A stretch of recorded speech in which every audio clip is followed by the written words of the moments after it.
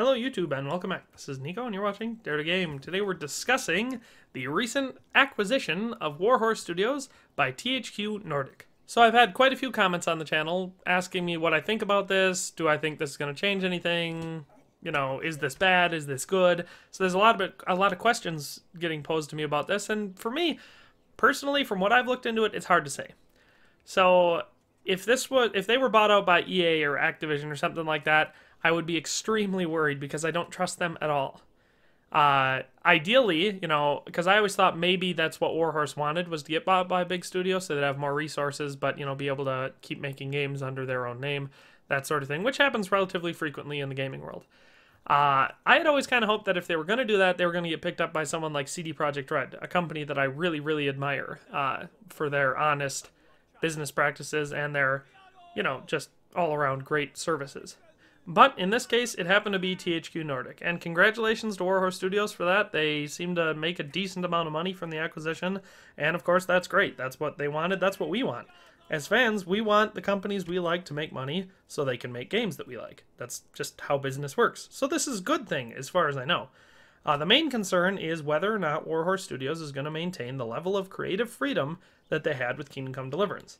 Now, unfortunately, I don't know much about THQ Nordic, and from the research I've been able to do, it's kind of hard to tell. You know, they've acquired several different companies, a lot actually, I looked through it, and they seem to still be producing games. They don't seem to be a company that shuts down companies after buying them, basically just to silence an IP as competition, which is something that EA is known to do.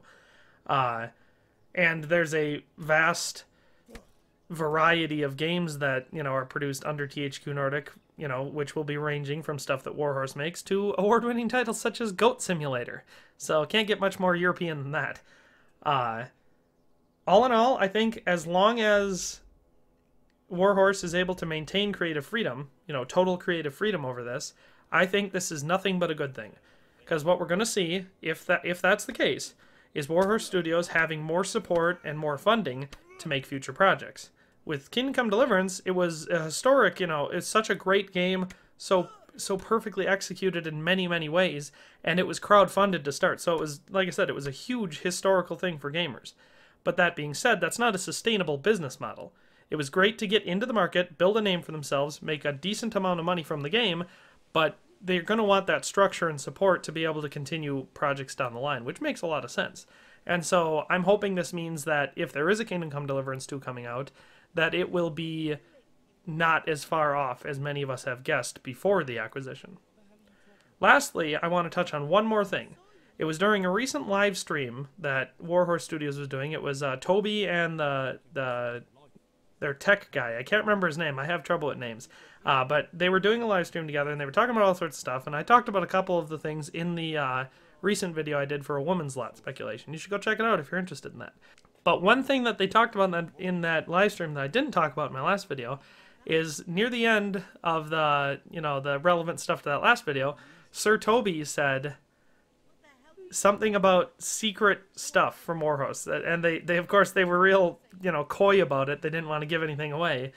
But it means that there is something secret. There's something other than what they've told us. So other than the 4 DLCs, other than mod support, you know, that is in development. Now, this could be anything. It could be more DLCs. It could be a sequel. It could be a massive story expansion, you know, like a Blood and Wine size DLC that'll finish up the story. It could be a spin-off game for a different character. Could be, could be a lot of things. Could just be some small cosmetic items. Could be, it's